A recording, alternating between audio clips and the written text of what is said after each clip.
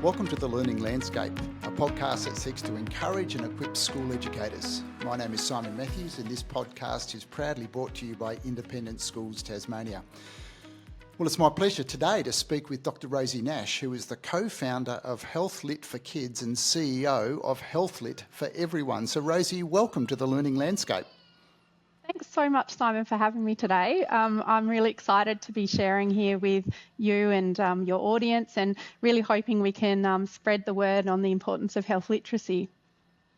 Fantastic. Well, why don't we start with that whole concept about health literacy, and what is HealthLit4Kids, and why did you decide to develop this as a social enterprise?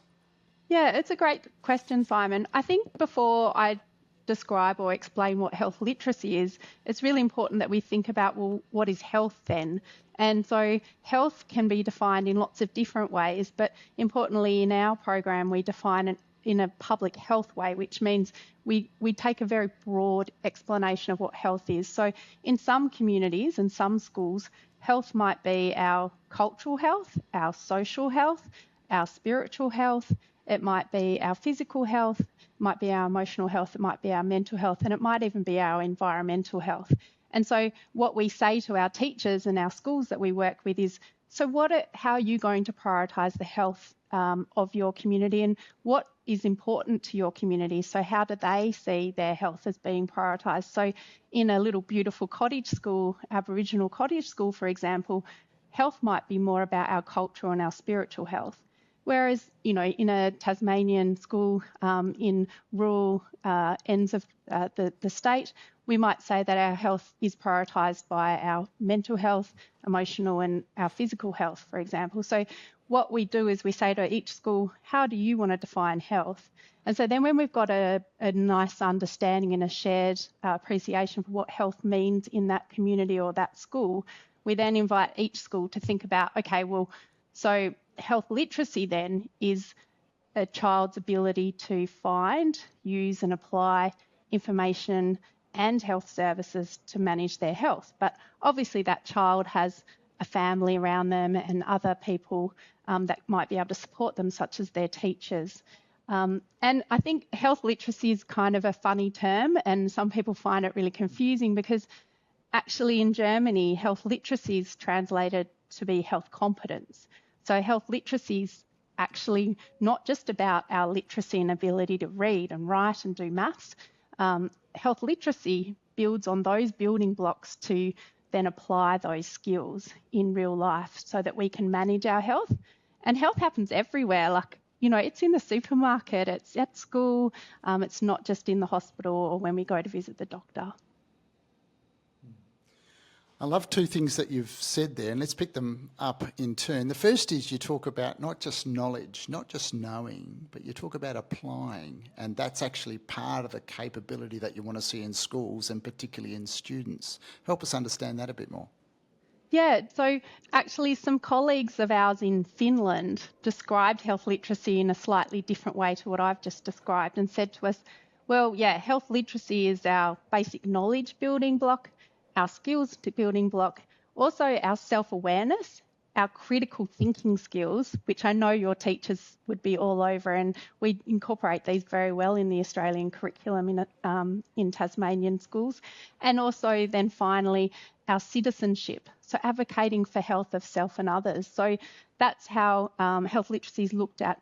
It is a lifelong learning skill. So, for example, I'm a pharmacist by trade and I have very good health literacy knowledge and skills, but if I was to have something change in my health pattern or health tomorrow, I'd need to upskill. So I need to apply those skills to new opportunities or new health challenges throughout my life course. That's why we think it's a great idea to develop it right from the get-go in primary school, so our kids have the best opportunity of thriving. The second thing that you talked about there that was really exciting, I think, is it's such an iterative program. We'll talk more about what it actually looks like in schools, but you talk there about, well, we start with the school and get them to define health, and then we work from there. So it really is quite inclusive and iterative for each school. That's right. That's right. And I think, we know that there's so much myth and disinformation out there that our kids are getting bombarded with every week in social media and also in other platforms through general media as well. So we've seen how our program can help children to decipher that information and take it, on face value, and then help them to make sense of it in their world. And that's part of the program, the importance of the program. It's helping empower children so that they understand health and what it means to them and their context in their life. Yeah, I love it. So let's talk a little bit about what a program could look like across, say, a primary classroom or a range of primary classrooms. What are you actually seeing when you're in there working with teachers and students? Yeah, that's a great question, Simon. So we have worked with 5 schools in Tasmania already, and we were really fortunate at the very beginning of this program in 2018 to co-design Health Lit for Kids with some teachers. So it's not just ours that we came up with. We actually said to some teachers at Blackmans Bay Primary School, hey guys, we've got this idea. We know that not much is being offered in our schools and insofar as health literacy development. Whilst we have lots and lots of health promotion and health prevention programs, they don't necessarily support the development of that child's health literacy. And health literacy is essential so we can take on board health promotion and health prevention messaging and even health protection. We saw that during COVID. So we need to make sure that all of our programs support a child's health literacy development so that they can understand the messages that are coming to them. And so the program in the schools then, so we ran 3 workshops with our schools. We now have an online program for facilitators, and the facilitators, the Health Lit for Kids facilitators can become like myself, what I used to do, where I'd go into each school, run 3 workshops across the year, and we'd basically encourage each school to look at their whole school environment. So how can they develop a health literacy action plan for their school so that they can create an enabling environment around the children and also their teachers and their families as well. We invited parents in as well and the Schools Association to contribute to what they wanted to see in the health literacy action plan. And then it was really important that we put almost like a little community around the health literacy action plan. So we nominated some schools, some kids to be our Health Lit for Kids heroes, and they took their role very seriously. Some of them were known to be knocking on the door for the school nurse the next year to say, where's our health literacy action plan? We'd like to review it for next year. And so we also involved, so there was a whole of school action planning in the first workshop, and then once we had a shared understanding across the school on what were the priority areas for that school, how are we defining health, and then also health literacy, what does it look like, feel like and do in our school. And that was different in all 5 of the schools, Simon, that we worked with. Each school definitely had a different health literacy action plan, and that makes sense because each community is different.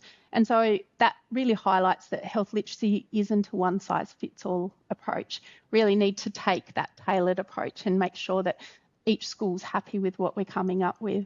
And then once we had that whole of school understanding and a shared mission, then we actually invited the teachers to think about, so what does this look like in the classroom? And we shared some resources with them, and we now have a really beautiful open education resource, which is free, and it's got in it a number of lesson plans and creative artefacts, which I can explain more about in a moment. But these artefacts are an expression of the child's health literacy development. So that was like a culminating piece of their learning over the scope and sequence of the term or the year. And so the teachers were provided with professional learning so that they felt equipped and confident to support that health literacy development in the classroom.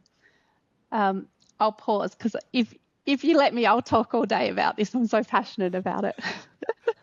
You clearly are passionate, but it's fantastic because it's clearly got knock-on impact.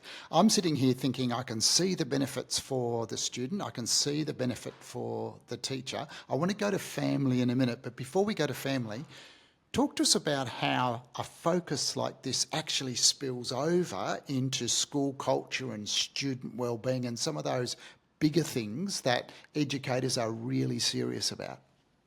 That. So we saw, and we have evaluated our program. So we asked our teachers who were involved to do some reflection for us. We also had focus groups with them. They wrote written reflections at the end of the 12-month period with us. And also we interviewed the principals at 6 months and 12 months on. We also interviewed some of the parents. And so from that, we were able to see how the program was having a real impact. I also was really fortunate to go into each school and walk around and see the work in progress. And so each school was invited to consider having an expo. And so coming back to those artefacts that I mentioned earlier, these artefacts are as creative and as amazing and beautiful as the imagination of that child and that teacher. And so what we said to the teachers, we said to them, look, we don't have a lot of rules, we're giving you a framework, but one of the rules is you have to culminate this child's learning with an artefact, a creative piece, an expression of their health literacy development, so that that child could share that with other children in the class. They're older children. So, for example, we had a really beautiful setup in one school where the primary school, the kinder children worked with their buddies in grade 6. And so they shared their learning across the years, and that created that beautiful connection. We also had some schools that said, okay, we're going to, in our kinder, grade 1, grade 2, and work together across that early years on a consistent program. And so if you allow me to describe that program of work, the children developed a rainbow. So they learned about the colours of the rainbow. And I want to emphasise health literacy is not just about food, but the children use the Move Well, Eat Well resources that are quite common in schools, and the teachers guided the children through thinking about what they were eating each day, for example. And then they use paddy cases. So thinking about plotting, so using their maths or their numeracy skills to plot what they'd eaten and the colours of the rainbow using paddy cases. And so each class had one segment which became the rainbow. And it was quite a powerful piece of work, and it showed that that teacher could cross across multiple parts of the Australian curriculum, not just the health and PE theme area, but also they looked in numeracy. And then the children also wrote or asked to reflect and use persuasive text or persuasive language to describe why they would want to eat that wide variety of fruit and vegetables.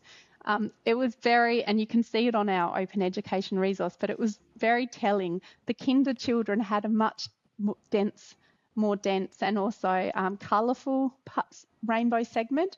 As the kids got a bit older and perhaps they were maybe more in charge of their lunchbox, that it wasn't as dense. But what I do want to emphasise is health literacy is not about being judgmental, and that was something that we really emphasise in our professional learning for our schools as well. It's really about being supportive. The other artefact that I'd love to describe is the Fitbit, which was from St Bridget's Primary School. So St Bridget's is up in New Norfolk, and we had a beautiful teacher there in grade 3, and she encouraged her children to come up with a activity pyramid. And in that activity pyramid, Emmy, for example, would say at the base of the pyramid, the things I'd do most would be walking my dog after school. So, really emphasising what's important to Emmy and what does Emmy know is going to make her feel good. So going for a walk after school with her dog. And at the top of the pyramid, she identified, Emmy said the things she'd do least would be playing computer games. And so with that, Emmy then coded her own Fitbit made it, the material and everything. And again, you can see these on our open education resource. And in that particular scope and sequence and lesson plan, the teacher managed to cross across 9 parts of the Australian curriculum. And we were super impressed because the mapping that this teacher did for her lesson plan was down to the 1.1.1 level on the standards in the Australian curriculum. And so I think, they're just a couple of examples. We've got lots of beautiful examples on the OER, and they're free, as I said, so teachers are very welcome to go and use them as inspiration for how they want to do that cross-curricular, which is really important, learning approach. So that's how I'd summarise some of the work that we saw in our beautiful schools. Well, it's very exciting and certainly very inspiring, because I'm sitting here thinking, man, if I was in a school, I'd want to be involved. But you are currently inviting schools to participate in your 2026 cohort. Talk to us a little bit about that and how schools can express an interest in being involved. Yeah, thanks, Simon. So we'd just encourage you to either jump into our website. So HealthLit4Everyone.org.au is our website. But HealthLit4 is a number 4, so don't get tripped up on that one. So HealthLit4Everyone.org.au is our website. We also are on LinkedIn as well, so we can be found there. Or you can email me. So I'm at Nash at healthlit4everyone.org.au. I'm the CEO, but I'm also very happy to be in direct contact with the principals, the teachers, and others who are interested. And really, we just need someone who's passionate about health and wellbeing in each school community to sign up for our facilitator training. We currently have 10 places available for independent schools, which have been funded by St Luke's Health. So we'd like to acknowledge them and thank them for that. But we would be really keen to start a cohort off from the 1st of March. And so we would really love to see 30 teachers or school nurses or others who would be suited to this role to come forward and sign up. So you can actually, on our website, we have a expression of interest form. Please register there, and then we'll be back in touch so that we can get you signed on and ready to go as a facilitator in each school. Again, sounds exciting and a great opportunity. Now, you talked before about the students being persuasive. Can I get you to be persuasive for us? If a school leader is sitting here listening to this and thinking, this is so valuable, it's so fantastic, but we're really stretched as a community, why should I make this a priority in 2026? What would you say to them? Okay, so firstly, this program has been underpinned by evidence. We use the literature, but also we co-designed with other teachers in Tasmania to make this a very specific, program for Tasmanian teachers. The other reason is we've been included in 3 World Health Organization reports as an example of how we can prevent negative health implications. Thirdly, that health literacy has been shown to have a bidirectional, so a 2-way effect on educational attainment. And so we know that in addition to health literacy having implications for our health outcomes, it will have implications for the educational attainment of our children in Tasmania. And we know that these 2 things are key challenges for Tasmanians. The other thing I should say is some of our teachers had concerns before we began the program. So when I first ran the first workshop, some of them said, hey, Rosie, this is going to be too busy. We won't be able to fit this into the programming. And at the end, they thanked me and they said, firstly, it helped them to teach in a way that they'd always wanted to. So going across the curriculum and being more creative. They felt like we'd given them permission to do that.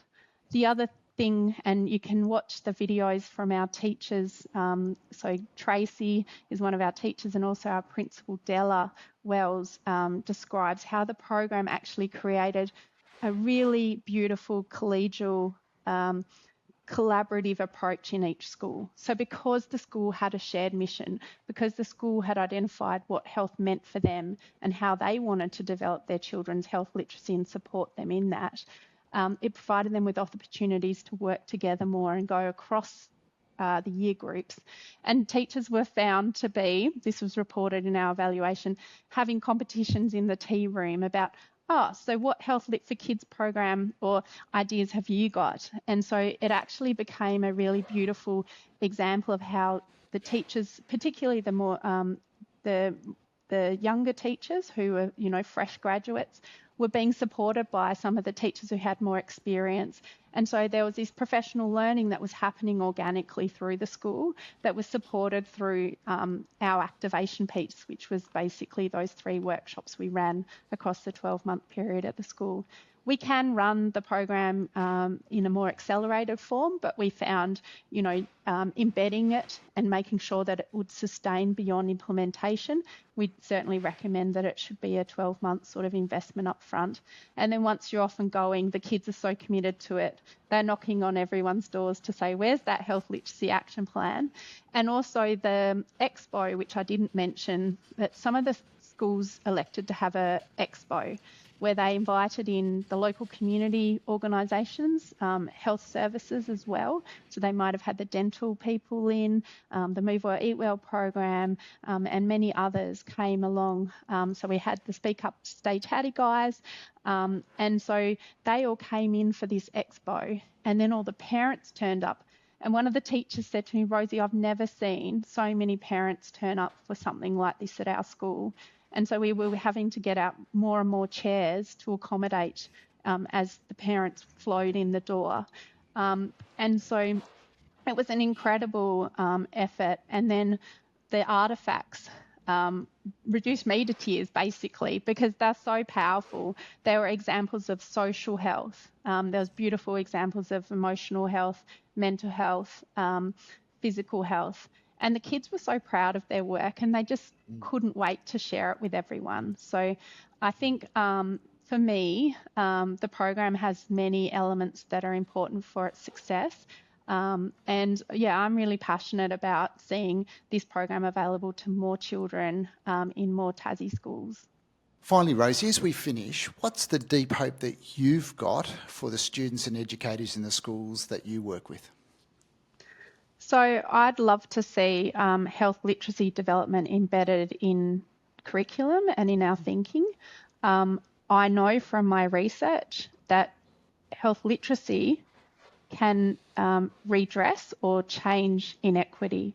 And so for me, knowing that health literacy can improve our health outcomes, our educational attainment, and redress inequity, I would love to see health literacy embedded in our thinking and practice in all schools in Tasmania, nationally, and eventually globally as well. So that for me is my goal, and I probably won't lie down until we get there.